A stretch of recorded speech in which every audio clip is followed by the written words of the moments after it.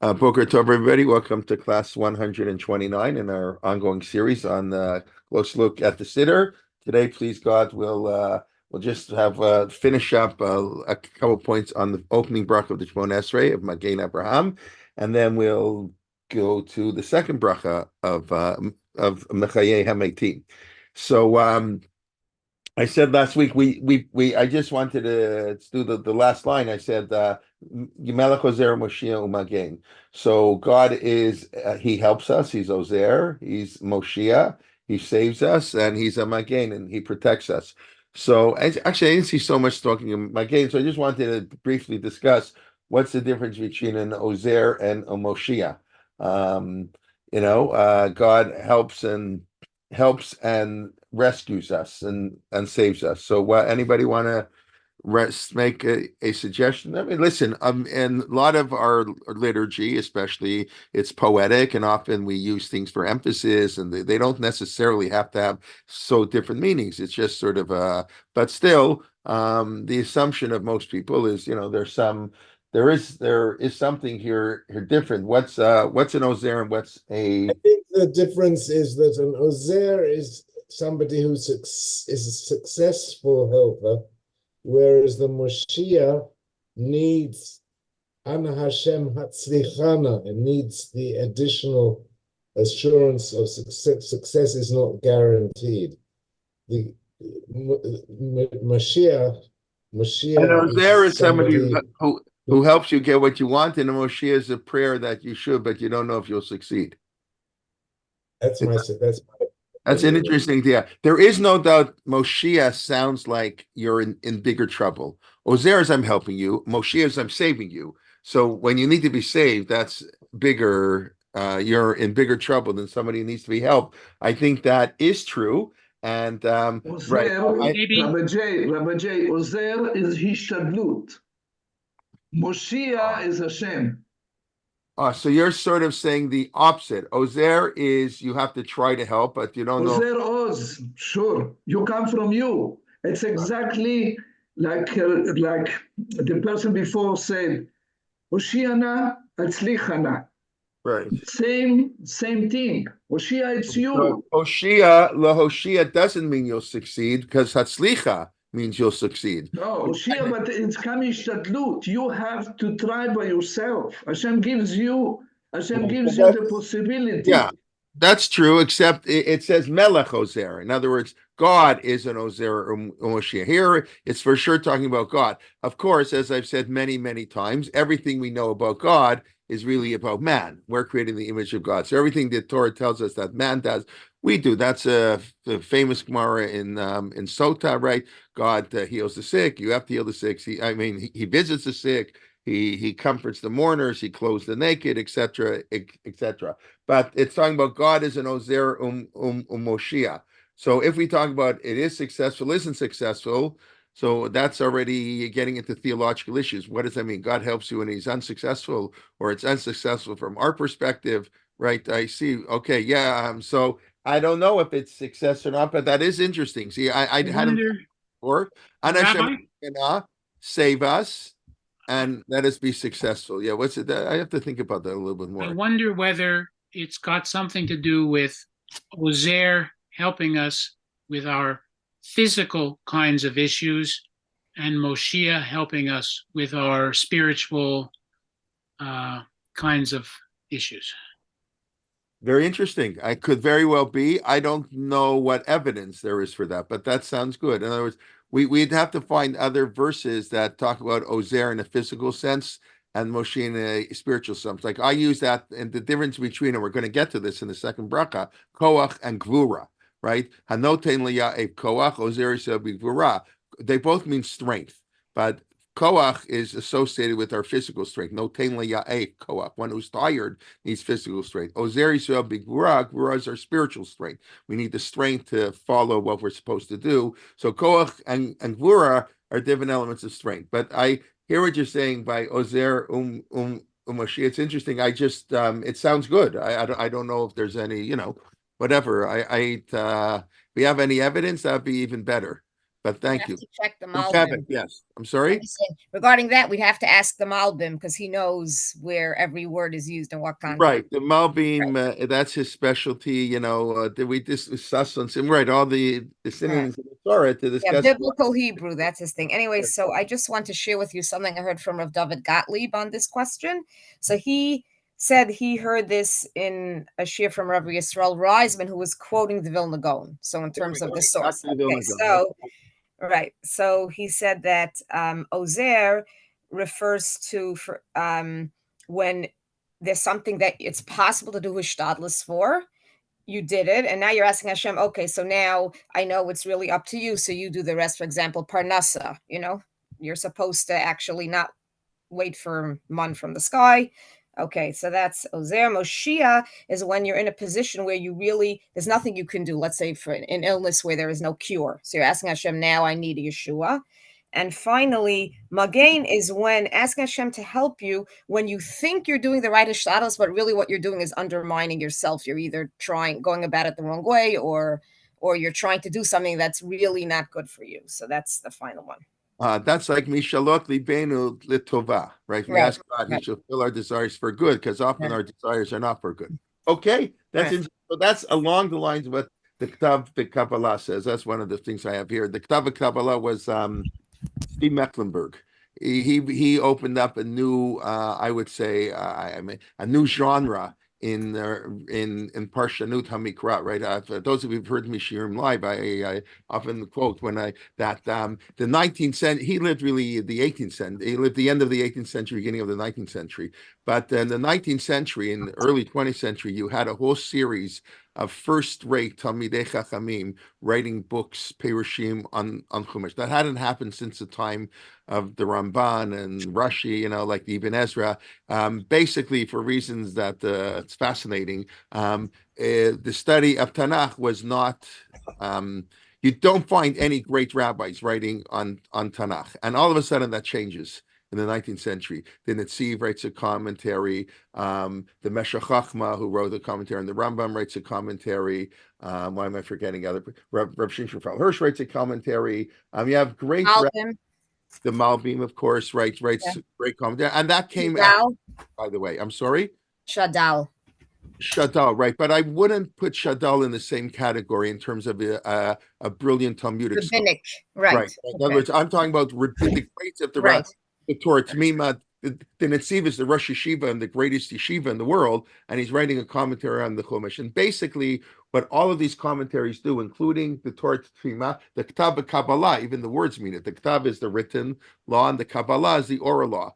This is the 19th century, begins Wellhausen, begins biblical criticism, beginning the Reform movement, often saying that the oral law was made up by the rabbis. It isn't true. It's not divine, etc., etc. So I think this is all a response to the currents that are going on in the intellectual world, and the rabbis are trying to show that that what the oral law is actually rooted in the text. And Steve does that all the time, the extra vav and the extra hit, this alludes to this law, and that's what they're all doing. And the Torah Tamima is the most obvious, Rav Baruch Halevi Epstein. The Torah Tamima, at the top has the verse, and then at the bottom, he just tells you what it says in the Medrash, what in the Talmud. Anyway, so the Ktav Kabbalah is one of the earliest, really, who's linking. I don't know. I think he's before Wellhausen, but I don't know. Whatever. I don't exactly know when he died. Died sometime in the first half of the 19th century. Anyway, so he wrote the Ktav Kabbalah. So he writes, and he has a commentary on the Siddur that I have here, that basically that the Ozer, what does he say? Ozer is to give somebody a helping hand. When somebody is doing the work, and I'm helping you, but I'm doing most of the work, but I need a little help. A Moshiach is when the person is helpless. That I'm totally lost. Like there's nothing I can do. So that takes much work. That's a much greater ask of God, and sometimes God's not going to do that for you. You say you have to do the work, but Ozer means you can do it. I just need a little help. And a Moshiach means I need to be saved because I'm totally lost. You can use this in simple examples and complex examples, like a student in school. Sometimes they just need a little help, and sometimes they're finished. They don't, they're about to fail. That's an Ozer and a Moshiach. I like what all your suggestions are nice and good, and I think it's all nice. Rabbi Wogelmuth, who taught the Maimonides, his commentary says Ozer is to help somebody before they need help, and the Moshiach is to ask them after they need help. Basically, an ounce of prevention is worth a pound of cure. If you help somebody before they're about to fall, then that's not so hard. But once they've fallen, it's much, much harder to lift them up. That's sort of we have this notion really in Stucca too. You want to everybody knows this. Yeah, obviously, this is so obvious it doesn't even have to say it, but he just puts it to this Ozer Moshiach that it's very important we help somebody before they need help or before they're in trouble. That's in business there are things you can do before you go bankrupt, and then there are things that you really can't do. It's if I can remember, spoke years ago. It's actually interesting. Mayor Tamari, who was one of the, I don't know if he's living anymore. I don't think he is, but Mayor Tamari was one of the great people he's a South African, and he wrote a lot on business and halacha, like Aaron Levine from YU, who I had, was really, I consider the founder of the field, like Emmanuel Jacobowitz is the founder of the field of Jewish medical ethics. Aaron Levine, so he spoke. We had him a number of years ago in Toronto, and he spoke about how Rav Moshe Feinstein has a tshuva: is a Jew allowed to rely on bankruptcy law? The Torah doesn't know from bankruptcy. It knows from Shemitah. We'll read next week. That's a loan. That's a different. Not debts are not counseled. Only loans are counseled. Not a commercial debt is not counseled in Shemitah. Only a personal loan. But anyway, so the Torah doesn't have bankruptcy. So can a Jew say Dina de Machuta Dina? I can rely on bankruptcy. So Rav Moshe, bottom line, says yes, you can rely on it because people understand that's what it works. Chapter 11, etc., etc. Maybe Midat Chassidut to go back. So I remember Mayor Tamar speaking. It's really not so simple. You have to understand the economics of how companies work and how very often companies know 3 years in advance they're going to go bankrupt. They're in a downward spiral. They try to get out of it. And that raises a whole question. Do you have to let people know? And that depends if there's any hope. I don't want to get into this whole thing that's way off field, but it's fairly important. In other words, if you know that the person's like the same way I have to talk Lashon Hara in order to prevent you from entering into a bad business deal. I must tell you, don't do that. The guy's a crook, or you don't know that I'm obligated to talk Lashon Hara. So the guy's doing business with me, and I know that he's going to fail because I'm going to go bankrupt. I'm going to take his money with him. So I'm not allowed to take his money. On the other hand, the only hope, oh wow, I didn't know that. I'm sorry to hear that he died in a car crash. Wow. Okay. The only Baruch Dynamic, but the only hope of recovering is if people will still invest in you. So I don't know the answer to that question. That's obviously a very complex halakhic question. These are the important halakhic questions, not that the tuna fish is kosher, But this is really we're doing business. Your business 70% is going to go bankrupt, but maybe if enough people invest, you'll do okay. You have to warn people. You warn them they're not going to invest in you, then you'll for sure go bankrupt. So I don't know. Then, anyways, that's an aside, but that's really the difference in Ozer or Moshiach. That once someone is in a downward spiral, it's much, much harder to help them. Okay, when they start the downward spiral, that's when you have to help them. Anyways, that's what we have. Ozer the Moshiach announced a prevention and pound of cure, helping the person before they are helpless. The idea that sort of came up. You said Ozer is to help someone to succeed. They're helping them, and Moshiach is to rescue one from trouble. What's a magain? So magain is that I forget. Oh, and then Tibina Siddur says, right, to help you from our future troubles. Magain is like a prayer. I think magain, to me, I would say Ozer Moshiach is internal. Like, among the Jewish people, asking God to help us with the problems we have, or maybe on a personal level. Magain is helping us, is saving us from our external enemies. Why do I say that? Because what's I think I mentioned this a few weeks ago, I'm not sure. Why do we say the term Magain Avraham? Well, it's a funny term. God is the shield, right? A Magain, right? The shield of Abraham, isn't that how they translated? Why do we say that? Right. Hashem says to Abraham. Right. Good. And where is that? Where's that pasuk from? And gracious. Excellent. Or when he's fighting, Good. when he's fighting the king. מלחמת 45. Right, right after the war of the 4 kings and the 5 kings, God comes over and says, Al tira Avram, don't be afraid, meaning Avram was afraid. Why is it? Well, the simple reason he was afraid is he just went to battle with world powers, and maybe he won this battle, but they're gonna regroup and gonna attack him and kill him. I think Rashi says he was afraid that his reward was already taken up, but I think the simple shot, obviously, he just fought a battle. He is nervous. God said to him, "Don't be afraid. Anochi magen lach. I'm your protector. Scharach, your reward is great." That's where Rashi's getting it. Your reward is great. Don't think you lost your reward just because I helped you here. But there's magen. So clearly, this is the simple explanation. This is a threat from outside sources. So as I mentioned last week or 2 weeks ago, it's very fascinating that so much of the first bracha is from the war of the 4 kings and the 5 kings. And that's Avram's universalism. But anyway, so that's why we say Magen Avram, and that's probably we end Melech Ozer Moshe Umagen, and then we repeat the idea that God is the Magen Avram. We spoke last week why we only end with Avram, not with Yitzchak Yaakov. We begin with Avram, Yitzchak, and Yaakov, but we only end with Avram. Okay, that we talked about last week. Okay, we can move on to the next bracha unless there are any other questions or comments you'd like to make. What about people who are in denial? Okay, take a quick question now. Refuse to see what is happening. Yeah, can you can listen? You can ask Hashem anything, right? Does it work? I mean, we're supposed to pray for other people, but that doesn't mean when we say we pray for other people. If someone else is having a problem, we pray for them. We help for them. Someone who doesn't know they need help, yeah, that's very sad. I guess you can ask Hashem to help them. But listen, according to the Ramban, we've said many times, if you don't have any needs, you don't have to pray. The only reason we pray is because we feel we have needs. A person who doesn't feel they have any needs doesn't have to pray. That's the Ramban. It's an act of kindness. I said it's such a beautiful Ramban. Prayer is not an obligation. Prayer is an opportunity. God allows us to daven. It's a great act of kindness that we can approach God to ask Him for our needs. But you don't have any needs, you don't have to pray. When Rav Soloveitchik explained that machloka with the Rambam says you have to pray every day. So he'd say, okay, the Rambam says prayer is not based on your personal needs, got to pray every day. Rav Soloveitchik said no. Rav Soloveitchik said, the Rambam agrees with the Rambam that prayer is based on need, but there's no such thing as a human being who doesn't have needs every single day. Everybody's got problems and challenges.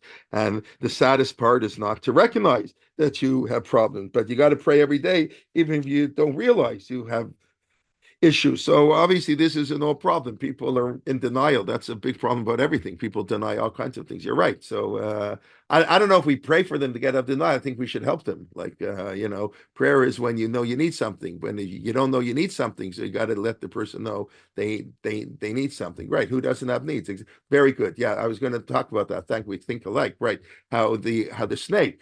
Right. What's the punishment of the snake? That he can eat the dust of the earth. What kind of a punishment? Doesn't have to work for his food. Everything is given. So that's a secondary thing, right? He doesn't have any needs. B, and right, if you don't, and B, if you don't have to work for something, it's meaningless, right? What does man have to do in Gan Eden? He has the law of da u'lishamra. He has to work in Gan Eden. God put in Gan Eden law of da to work. That's what the word means, avodah, right? So, so a person who everything is coming to them, it's not good. That you want to think, and then a totally different area of halacha, right? The Mishnah in Ksubas talks about how much had a more less egalitarian society than we do. Let's just put it that way. So the Mishnah says if the husband has X obligation, the husband has obligation to support his wife, buy her clothes, food, etc. Share ksut v'ona. And the wife has certain obligations. The wife has to cook and make the beds. And so I think there's 7 obligations, the Mishnah list that a woman has towards her husband. That was the way the society used to work. Still not totally far off, but whatever. And so the Mishnah said if she has one maid, she doesn't do that. I forget now the order. She can cut out this. And she have 2 maids, she doesn't have to do this. 3 maids, she doesn't have to do this.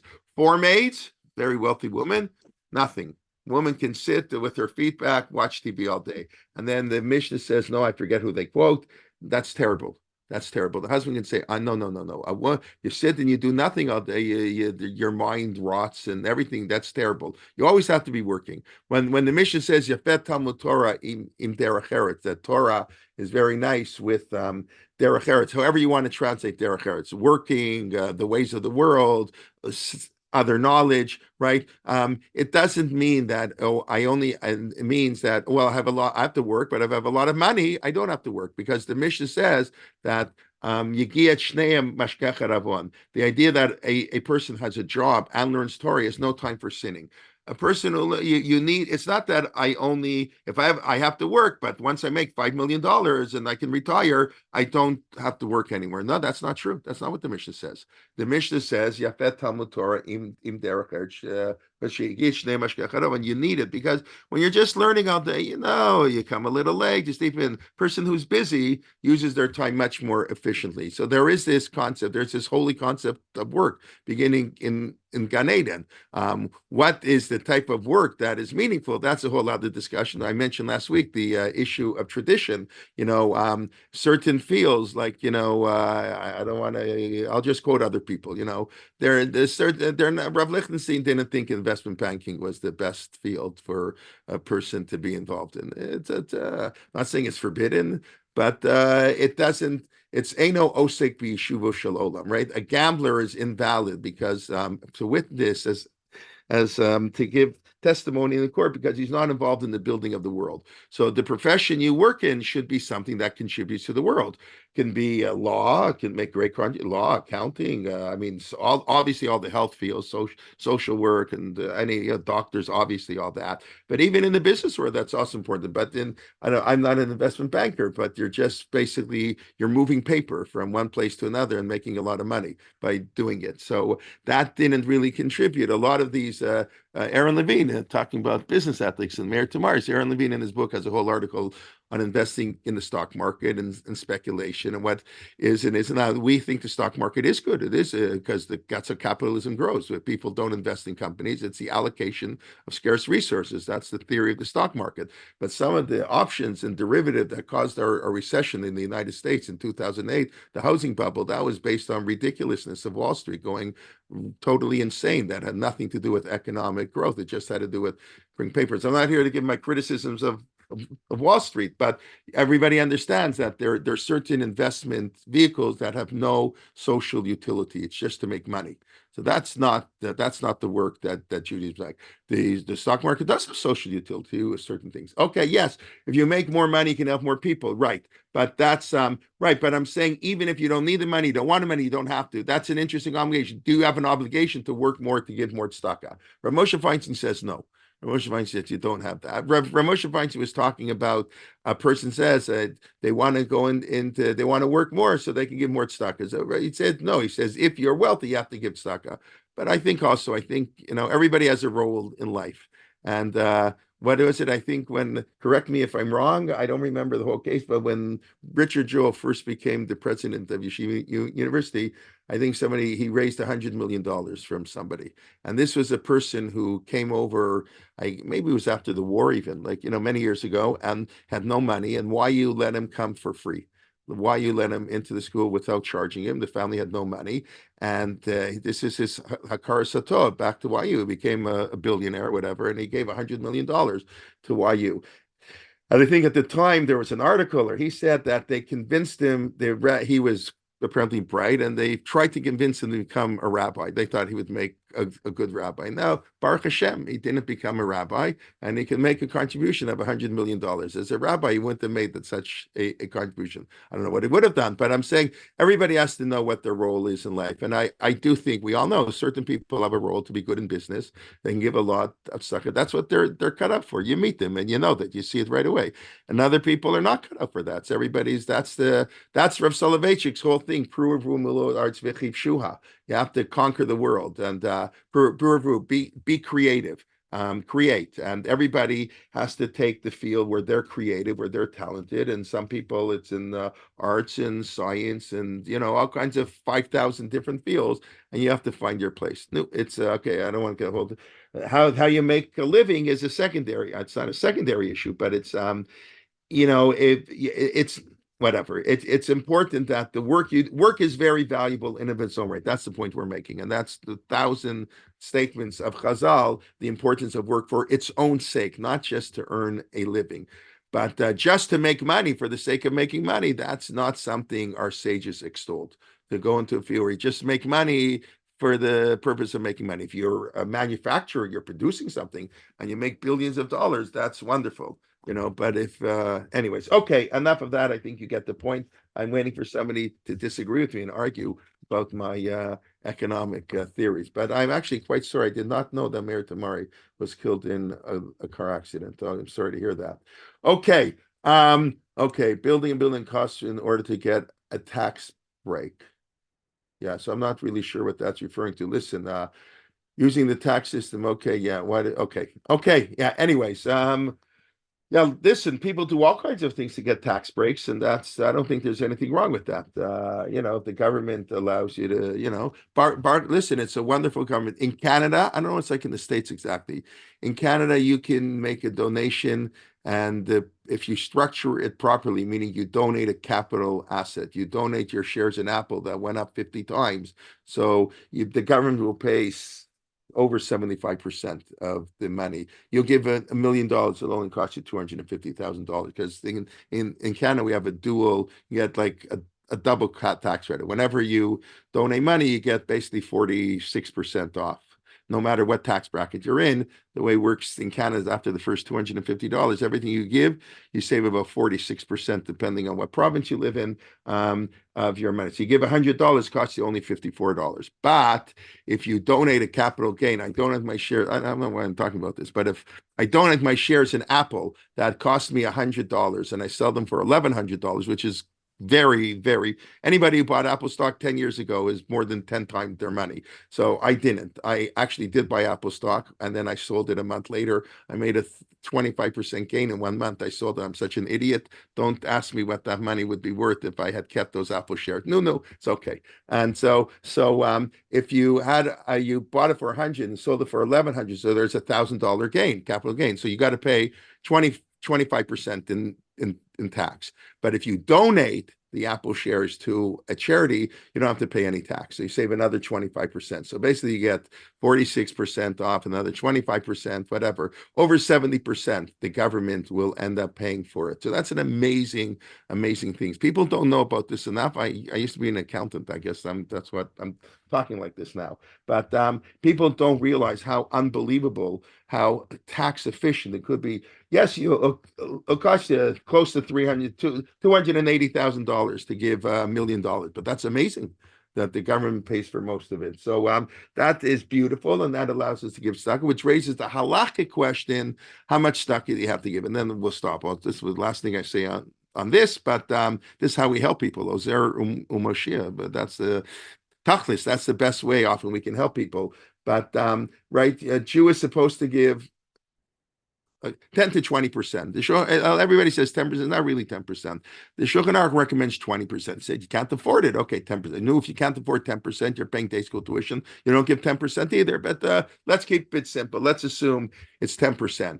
But when I give 10%, I'm getting at least half of it back from the government. So maybe I have to give, in other words, I have to give on my net income. All the poskim say, I earn $100,000, I pay $30,000 in tax, I have $70,000. So I have to give, will be nice. I have to give 14,000 of that to charity, 20% of 70,000, because I don't have to give any stuck on the taxes. I never earned that money. That's how the poskim all right.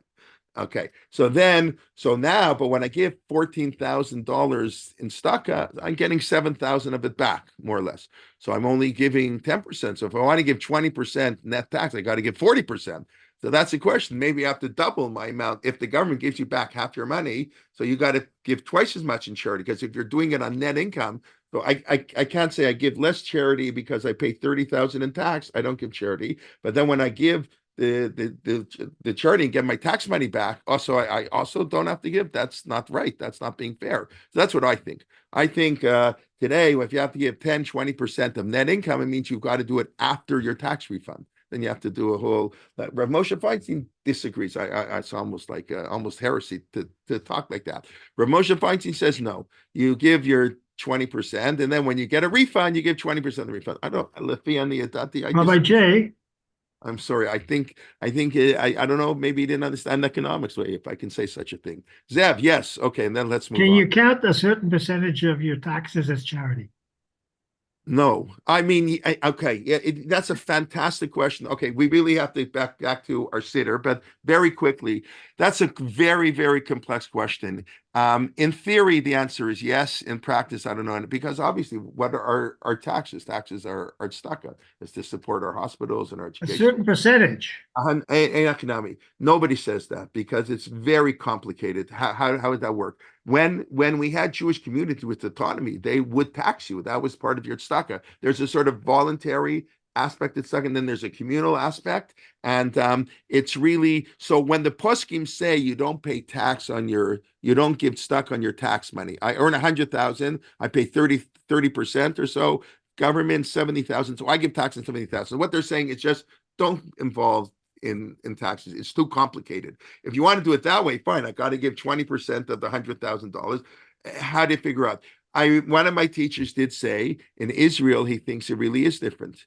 Taka may be in Israel, even though we give tzedakah to non-Jews, that's halach in the Gemara. Mefarnasim and the not just non-Jews, idolaters. You have to give charity to idolaters. It's a beautiful idea. Mefarnasim and the akum im so that's the Gemara in Gittin. It doesn't mean you give them as much, you aniyah ircha kodmin, the people are closest to us come first. Family, community comes first. So in practice, I don't know anybody who sort of figured out okay, half of my taxes or all of my taxes are really charity. I mean, the fact that the government. No, Rabbi Kelman, there's data available. You can look it up and see what percentage of your dollar goes towards everything. They break it down exactly down to medical. To so what's considered charity? If I pay for the civil servants in Ottawa to work or in Washington. Oh, obviously not. But I'm talking about why not? Why not? When you give money to any organization, part of that money is going to pay salaries of the people who run when you give money to UJA. So UJA is very efficient in I don't know, in the United States, UJA in Toronto, which by the way gives more money to Jewish education than any federation in North America, and that includes New York. Even though you have 10 times as many Jews, our federation gives more money, not per capita, in pure dollars than the UJA. Their number one budget item in Toronto is Jewish education, which was why 30% of Jewish kids are in Toronto go to day schools, where in New York it's 8%, let's say, of people go outside of the whatever, the ultra whatever, the Haredi community, but it's part of the money you give to UJA is paying salaries, but everybody knows what? That's fine. Right. That enables the charity to all our work. tax dollars, 100% of our tax dollars should be tzedakah. The government wastes a lot of money. So you're right. It's not. That's why Rav Moshe Feinstein, I told you this before, Rabbi Tender told us that his father-in-law, Rav Moshe, is unbelievable tzaddik. It's not for me and you. We should not do this. But Rav Moshe Feinstein would not declare on his tax return the charity he gave. He says, I don't know that they use it so right. The CEO has a nice corner office and they travel business class and they waste money on this. And I don't want to take from the government because I don't know that 100% of my tzedakah went for charity. So that's Rav Moshe Feinstein can do that. But normal people. So Zev, you raise a fantastic question. I think it's something that poskim should deal with it. Really, how does it work? Especially when you have kids in day school and you can't afford to give charity, because I hate to say it, and it's fine. Day school tuition does not count as tzedakah. It's more important. You got to do that first before you give tzedakah. But it's not tzedakah. Anything you're obligated to do, it's not tzedakah. When I buy. Don't they give you a receipt? Yeah, correct. We're very lucky. The government is really nice in Canada, unlike the United States. So in Canada, we get a depends on the school, somewhere between 50 and 75% of the tuition we pay is tax deductible. We get a tax credit. So when we pay tuition, you pay $20,000 in tuition. Depending on the school, you might get a $14,000 tax receipt, which will save you $7,000 on your tax. That's a big benefit we get in Canada if anybody wants to move here, but people don't don't know that. But from your perspective, that's not staka. The government is nicer. The government is nicer than the halacha here, because the halacha is whatever you're obligated to do doesn't count as staka. It's if I buy a lulav or put up a mezuzah, or if I buy tefillin for my next door neighbor who can't afford it, that is staka. But if I tefillin for my own son, that's not staka. So tuition. So now, when you pay tuition, you no longer can afford to give even 10% or 5%. Some people can't afford to give anything. They're on subsidy, so they. That's I guess people are interested, but when you're on subsidy, it's not so clear you're allowed to give any tzedakah. I don't know where to draw the line on this. This is something I've thought about a lot. People don't talk about it. Because the rabbi has to have a real deep understanding of how the economy works, and it's not something they speak about. The rabbis speak way too much about, or I say this all the time, rabbis speak about Orach Chaim too much, the rituals. They have to speak about these issues much more. But the question is, you can't afford day school tuition. Fine, who can afford it? You got to be mega wealthy to afford. You got 4 kids. You're paying in the States. You're paying what's Ramaz is $43,000 and Heschel is $54,000. How much is SAR tuition? SAR? I don't know. How much is tuition at Frisch? Somebody please tell me. 30,000, 35,000. So okay, so it's insane. It's insane. So you struggle, you pay what you can. So then you want to give $3,000 at the shul dinner. I don't know. Maybe you're not allowed to. Who said maybe you're not allowed to give extra money to. I can't say, well, there's a warrant issue, I'm going to give more tzedakah, so if I can't afford day school tuition, I'm sorry, your number one obligation is to educate your kids, and someone else will have to give other tzedakah. So where do you draw the line? I don't know. And that, of course, is a much broader question. I mean, you can't have a slice of pizza because you're on tuition subsidy. You can't buy a lulav and etrog. Maybe you can't. I used to say, I don't know, that you shouldn't buy your kids a lulav and etrog if you're on tuition subsidy. There used to be one lulav for the whole shul, right? That's the way it worked in Europe. Who bought their own lulav? Nobody had their own lulav. Today we're so wealthy, so you don't need 6 lulavim in the family. Okay, if you're wealthy, you can afford 6 lulavim. Great. Lulav's $100, maybe more. So hopefully less, but whatever. But so you buy 5 lulavim, $500. Then you go to the tuition subsidy committee. I can't afford it. What do you mean? Who needs a lulav and etrog? You don't even need your own. But okay, you tell someone not by their own. It's embarrassing. I'm sure. Okay, fine. Mela, I'll give you 1 lulav and etrog, but to buy for your kids, especially the 11-year-old kid, it's ridiculous. So I don't know. Where do you draw the line? These are tough questions, but they're very important questions. And what are you going to tell you? You can never or go out to eat at a restaurant because you're on subsidy. That's not fair either. People have to live a normal life. So I don't know. Tuition is supposed to be free. It's supposed to be the obligation of the community. Day school tuition is meant to be free. Yoshua ben Galma. But the Goyim are much better than us. Every non-Jew understands that the parents don't have to pay for education. Everybody knows that. What Western country doesn't have a public school system? And for some ridiculous reason, the Jewish community doesn't have a public school system. We charge parents $20,000. It's ridiculous. It's totally against halacha. Okay, can we move on? Are people are still here, or are people upset at me? Going on, but really, these are really important issues, and people don't talk about them enough. What are the implications? That's what this last issue in tradition taught. Everybody knows. Everybody talks about the tuition crisis. We can't afford it, but we have to think about it in a strategic way. They're doing. Listen, Toronto's the best. Toronto's the best in terms of giving money. They dropped tuition in CHAP by $10,000, and enrollment went up by 500 people. And now they have $180 million fund to fund the middle schools, and after 17 years of declines in the non-Orthodox schools, 17 years in a row, the number of people have gone down in Jewish schools. The last 2 years were up by 8%. That's because of parents can now get you don't have to fill out forms, you don't have to all this garbage. It's automatic. If you earn under a certain amount, whether you pay 11-12% of your income, period, Gamarnu, finished. So whatever. We don't think about how much of tuition goes to Torah learning. So in theory, that's the amount the government allows you in Canada to put a receipt. So that's why different schools do different things. Some schools take they take a little more than they decide that English is also Torah, like even they decide that everything is Torah, or they'll say all the building expenses. The building expenses go there. There's a firm. I know a chap. They have lawyers and accountants who work it out. They have a whole thing. What can you count for religious education and what doesn't count? But that still works. And then you issue a tax receipt. That depends on every school. Okay, can we move on? Atagibor. God is very powerful. Okay, Atagibor Lashem. Any other questions, comments? And then happy to discuss this in another time. It's an important subject. Okay, let's go to the second bracha. Atagibor Lalam Hashem Mechayim Meitim Atarav Lashi. So the second bracha, what do we call the second bracha? Has two names. It's got the name of Gevurot, Avot Gevurot, and Kedushat Hashem, and it also has the name of Tchiyat HaMeitim. Just to very quickly show this to you, there's not something like made up by some somebody who wrote a commentary on the Siddur 100 years ago. Just very, very quickly. So the Mishnah in Rosh Hashanah, when it's describing how do you say Malchiot, Zichronot, and Shofar, because on Rosh Hashanah we have a problem.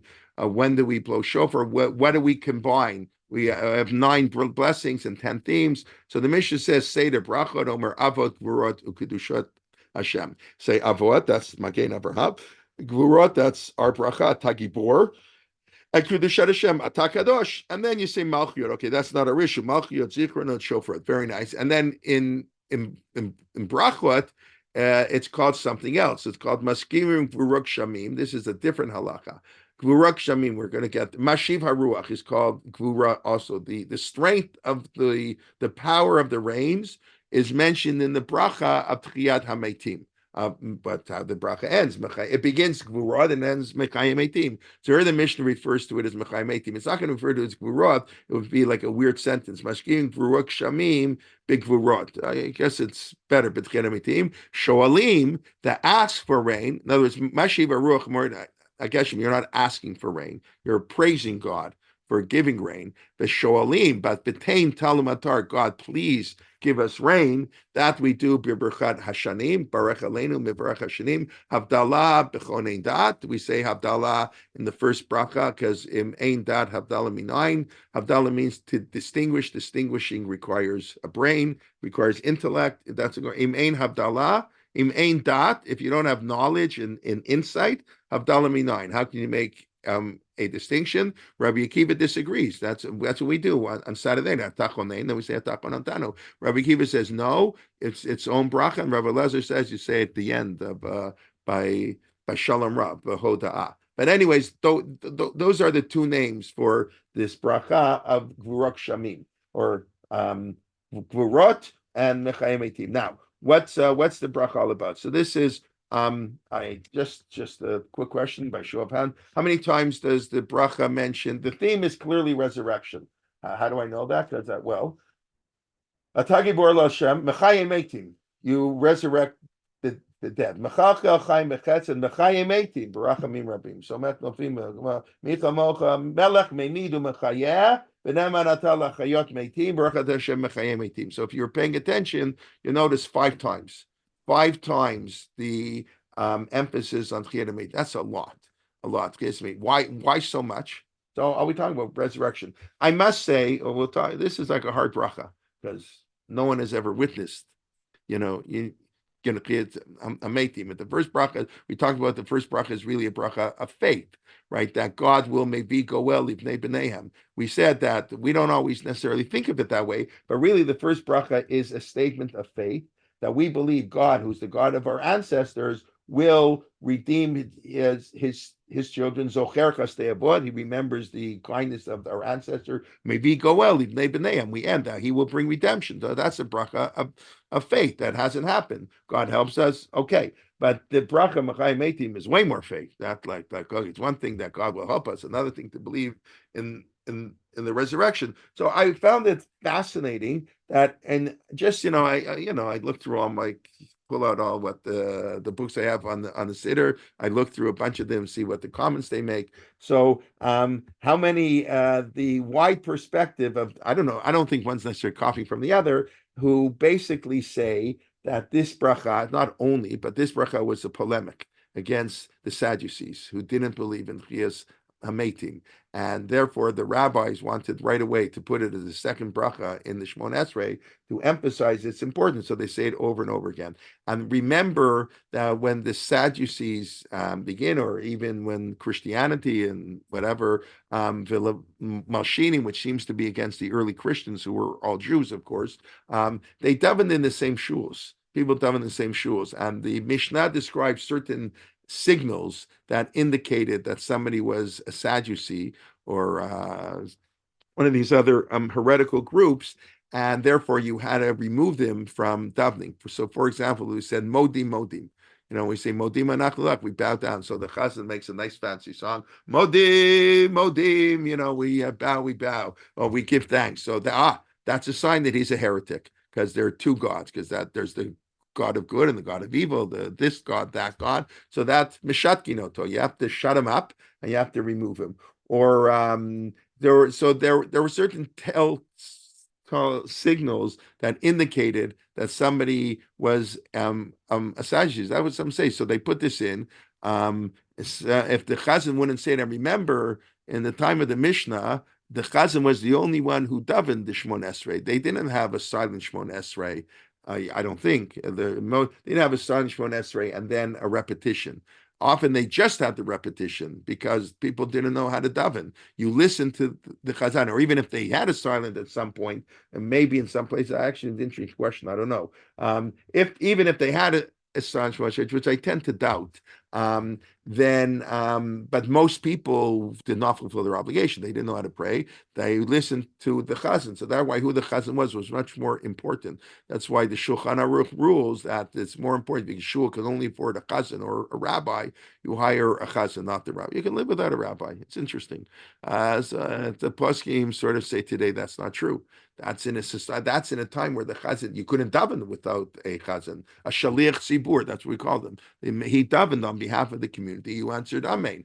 But anyway, so by putting this in, you sort of guaranteed you get the right chazan. But there's a tremendous emphasis on Chiyas Hametim here, on resurrection, which is, the Mishnah in Sanhedrin goes so far to say that somebody who denies Chiyas Hametim, not only they deny that it's in the Torah, because it's not directly written in the Torah anywhere. The Torah writes nothing about the Messianic age. The Torah doesn't talk about anything, because, as I said many times, the Torah has no interest in that. The Torah's interest is to make this world a better place, to economically develop the world. Derech Eretz, Tikkun Olam, Darchei Shalom, all these nice concepts, and all the rewards in Torah. It's going to rain, and you'll be prosperous, and you'll have good cattle. Nothing about spirituality. That doesn't talk to people. Torah is very practical. I want to say even mundane, but the Torah is very, very this worldly focused. Don't worry about Yemot HaMashiach. So there's nothing about Yemot HaMashiach.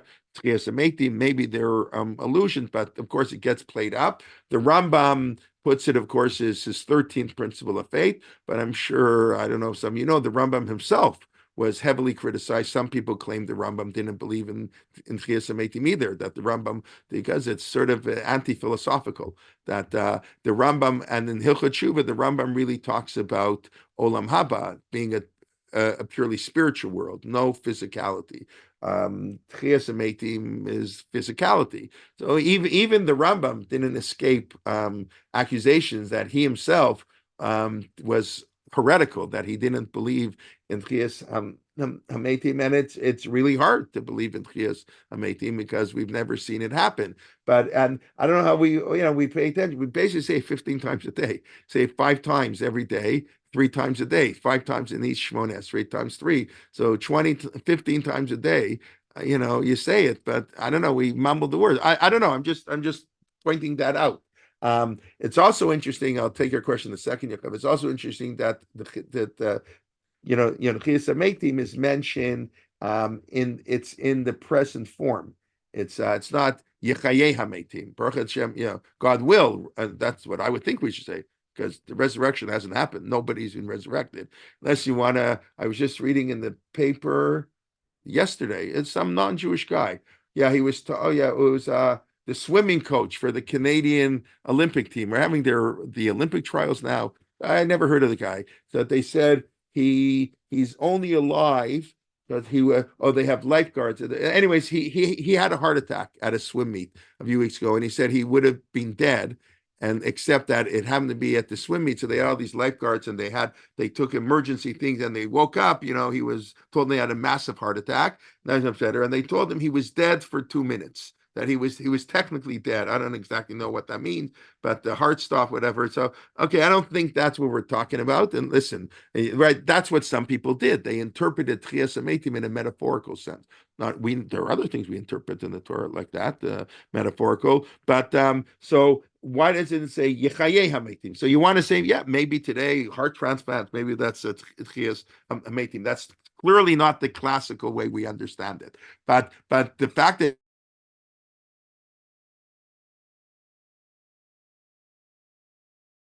there's a certain resurrection, it doesn't only mean, I'll say it like if you want to be, the traditional part, it doesn't only mean the traditional way God will resurrect us, but every day you wake up in the morning, right? Sleep is 1/60th of death or whatever, like there's revival. People go into depression. They have a new lease on life. So that's a form of Tchias HaMeitim. And that's why it's connected to rain. Right? We say Mashiv Haruach. I don't have time to finish that today, but we say Mashiv Haruach. Why do we say it in this bracha of Tchias HaMeitim? So, okay, rain without water, there's no life, right? Water, what gives the world life. So that's the obvious connection. Life and water go together. So when we talk about resurrection, we have to talk about water. But the truth of the matter is, you want to see what Tchias HaMeitim looks like, spend the winter in Canada. Everything dies. The leaves fall off in the fall. It's not just in Canada, but the leaves. But the leaves fall off in the fall, and it's basically dead.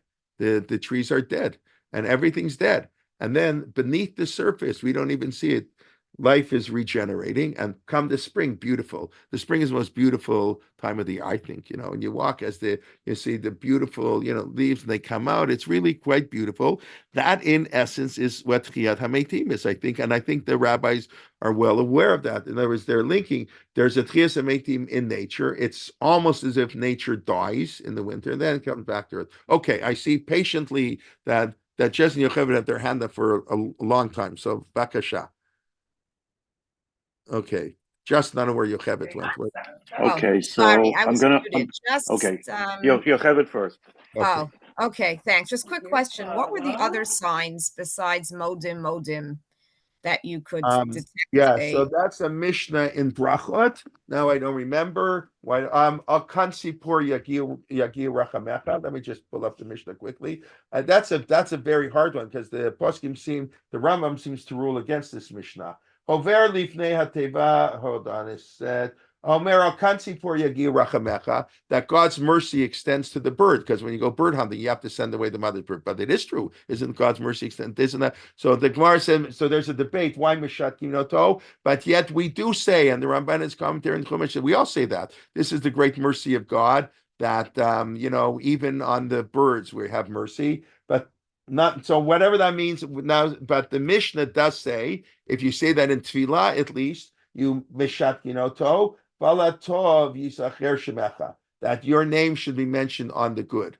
In other words, that only good comes from God, right?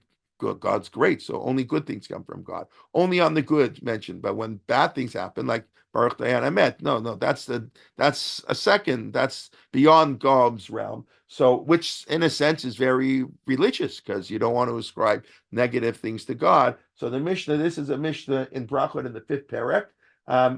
And the third one is Modim. Mishat Kinoto. You shut him up right away. And then the Gemara has other things he's not supposed to do, etc. And then what if he makes a mistake? But the three things are mentioning that God has mercy on the mother birds, saying that you should we mention God for good, and Modim. And of course, if he didn't say later on, but that's only much later, he wouldn't say Ulamal Shinim, Alti Tikva, the Brach on the heretics. He was one of the heretics. So, yeah, too. But those are the three things in the Mishnah. Okay, Justin. So I'm going to offer you a diuk. Okay. So it says V'ne'amanata, and then it says Lahachayot Meitim. Yes. So Lahachayot is to resurrect. Yeah. Now, when you say mechayeh, that is like vatichayena hamaladot vatichayena ta yeladim. Okay. So lechayot means to keep alive. So the linguistics is divided actually in the Shmona Esrei. So I don't know exactly what to make of that, but it seems like when you say something's a mechaya, everybody takes it as, Right. you're bringing me back to life. In other words, But it's really it's keeping me alive. It's right, keeping but me alive. right. So he keeps the dead alive. You mean in a spiritual sense? Is that what Well, it's maintaining them in some way, but it's not like a complete resurrection. Okay, I sort of why did it say Mechayim? Yeah, I don't know. I don't know what to say. I hear what you're saying. It's clear that the people who compose the bracha and the standard thing is that there will be a physical resurrection. But the question is, I mean, because that's one of the few things mentioned in the Mishnah itself. In other words, the 13 principles of the Rambam, most of them are not mentioned in the Mishnah. I don't want to say he made them up. I mean, that's the whole debate. We just got the whole debate on the 13 principles of faith of the Rambam. Where do they all come from? Very few of them are mentioned in the Mishnah, but the Mishnah in Sanhedrin does say, it says, Ein lo chelek l'olam haba. He loses in the word to come, which kind of makes sense. In other words, if I don't believe that there's life after death, and if you want to say Mechayim Meitim means you don't believe there's any life after death, so you won't participate in life after death. It's sort of midah keneged midah. So that one is mentioned, but you're right. I don't know. There's some diuk here, I think. Yes. Yeah, you want to say L'chayom Meitim is to resurrect. Mechayim Meitim is maybe what I was saying about that. Those who appear to be dead, God keeps them alive or whatever. Those who think they're dead, I don't know. Could very well be. Could very well be. Okay. All right. It's getting late. Yeah. So okay. Well, but the rain and the water, of course, go together both in the sense that it's, you need rainwater to keep the world alive, and of course the rain rejuvenates. There's the Tchias HaMeitim. But yeah, it is. But I do really, and the commentaries point out we answer Amen to the bracha even though we've never seen it. I don't know why they compare them. I really don't see the comparison. So they say, well, we say Bonei Yerushalayim, and we've never seen that. Well, we have seen that happen, but for many hundreds of years, Jews answered Amen to lots of brachot that they were basically statements of faith because the things were not happening that they said. But anyway, so that's okay. We'll pick up a little bit. I do want to talk about a little bit on Gevurot Shamim. It's not only a polemic, but you can understand why. But it's interesting. Many of the Siddur I look at all quote that this was goes those who deny the resurrection, which is a very common belief. That, by the way, as far as I know, the Reform Siddur today, I believe, and somebody who has one maybe can check. I really says Mechayeh Hakol because they were, they were troubled by this notion of Tchiyat HaMetim. So yes. Right? It says, so God keeps everything alive. It's true. It's a very nice thing. It's like when they changed Naseh Asu. In other words, in Musaf, the old traditional conservative Siddur, which was 99% Orthodox, there was very few differences. So the one difference in Musaf is they said Shesham Asu. That's where they used to bring korbanot.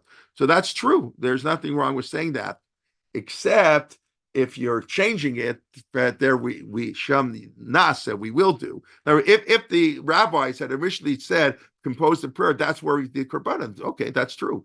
But the rabbis, of course, weren't interested in giving historical fact. That's where we did korbanot. They want to say we will resume doing the korbanot. So the Musaf says it's a prayer for the restoration. So when you change it to asu, it's not. It's factually correct, but of course it means much more. It means you're denying that we'll have reinstitution of the korbanot. So the same thing. Had the rabbis composed a bracha mechayeh hakol, there'd be nothing wrong. God is the source of all life. God gives life to everything. Beautiful, very nice.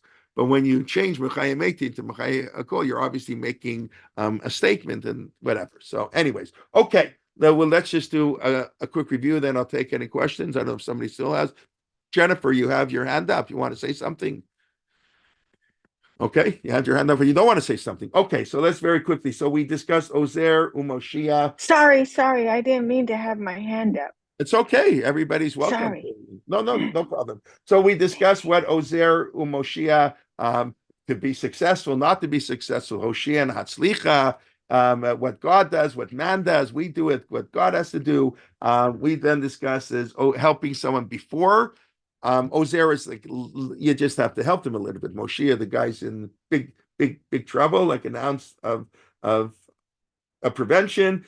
And then Moshiach is when a person is helpless. That's what we say. Much more notion of helpless. We got a whole side discussion, two side discussions really about biblical commentaries in the 19th century responding to biblical criticism. I mean, they don't say it directly. Rav David Zvi Hoffman says it directly. Rav David Zvi Hoffman in Germany, he wrote a response to Wellhausen. That's what he did. His whole book is a response to biblical criticism. But the other rabbis did it much more indirectly. They wanted to just show the link between the written Haktaba HaKabbalah, the written and the oral. That's the Netziv, the Malbim, the Torah Tmima, the Meshech Chochmah. They all have this sort of ideas, in different ways. Of course, then we had a whole long digression about the economics of Jewish life. What counts as tzedakah? Helping people. What counts as tzedakah? How do you give tzedakah? Should you be earning more money? Work is valuable, but and then how you calculate our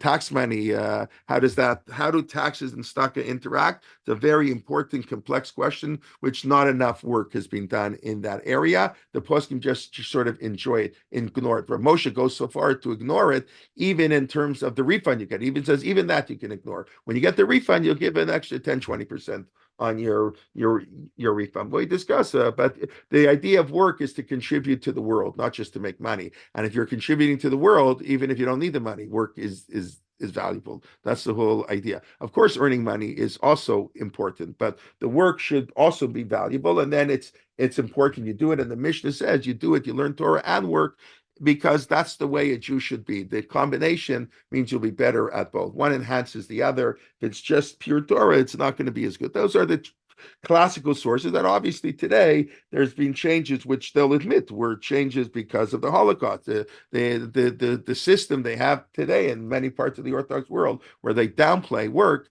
is an aberration. They just say it's a needed aberration, but I don't think anybody denies that that's a I hope they don't deny that that's really an aberration in Jewish history. Okay, and then we discussed Magain, the 4 kings, the 5 kings, and Magain might be our external notions, and then we open the bracha of Atagibor, the greatness, the most powerful extension of God's Gevurot, strength, is the Tchiyat HaMeitim. We call it Gevurot, strength, and Tchiyat HaMeitim. That's how the Mishnah refers to both of them, and the difficulty of believing in Tchiyat HaMeitim. It's not an easy belief, which is exactly why the rabbis played a front and center in the Shmon Esrei, and they mentioned Mechayeh Meitim, whatever the linguistic notion is, right? Mechayeh Meitim 5 times in the Shmon Esrei, and right, and it is true. They and Lachayot Meitim and Mechayeh Meitim, and we mentioned this. It's a polemic, but of course it's much more, and of course the connection to rain. Okay, we'll have to pick up on this next week, please.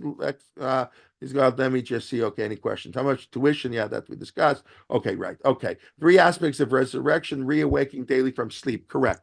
I think I alluded to that. That's considered Tchiyas HaMeitim when you go to sleep. Illness, yes. Resurrection of dead, ultimately reawaking of vegetable life seasonally. Yes, that's what we talked about. There was a time people did not have to see the Rima, relied on a Chazan. That's 100%. That's what it's called the Shlich Tzibur. That's why at that point the Chazan was more important than the rabbi. And today it's a little bit different. There is, but listen, we've spoken many times how we've taken away the role of the Chazan. It's kind of sad because Chazanut is very, and I'm not just, I mean, I happen to like Chazanut. Classical Chazanut, which almost doesn't exist anymore. I would like once a month to have a shul where there's a classical Chazan. But no, that's like I'm a dinosaur in this area. But still, even if you want a good shliach tzibur. The nusach, we've spoken many times. The songs they sing, there's a whole. They're so important to Nusach. The Maril in Hilchot Rosh Hashanah says the Chazan is not allowed to change the tunes. And today it's totally, they just sing whatever the latest, pop tune or the latest this and that. And it's sometimes painful to listen to, even if it's very nice sounding and everybody's singing. But okay, that's a whole other story. But the Shliach Tzibur is a lot of work. There's Rabbi search went for it. The Chazan at the SNP, that's Spanish Portuguese. Is that in New York? Singing can be with kavanah. Singing is beautiful. I'm just saying the tune has to reflect, the lechad. There is a reason we switch. I have to at lo tevoshi. Why do shuls change? There's a reason we do that. It's not stam because there are 9 verses and it got boring to sing the same tune for all 9 verses, so we switched. And all these things that we know it on Rosh Hashanah because we're so but it's true. All the Yamim Tovim and how you say listen to someone who's trained in Chazanah. We have that. We've had a little bit of that to show how the Nusach Hatfilah, and how important, and it's an art. It's a lost art.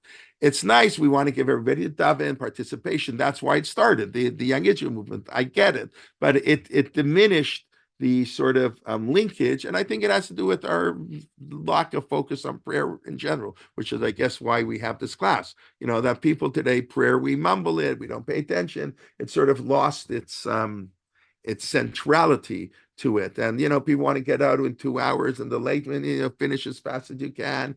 It's right. It's hard. We don't have kavanah. Okay, I don't mean to be so negative. Can I hire? Yeah. Can I listen? You need a rabbi. Yes. I don't know when you choose to only hire a chazan, but yeah, absolutely, we hire.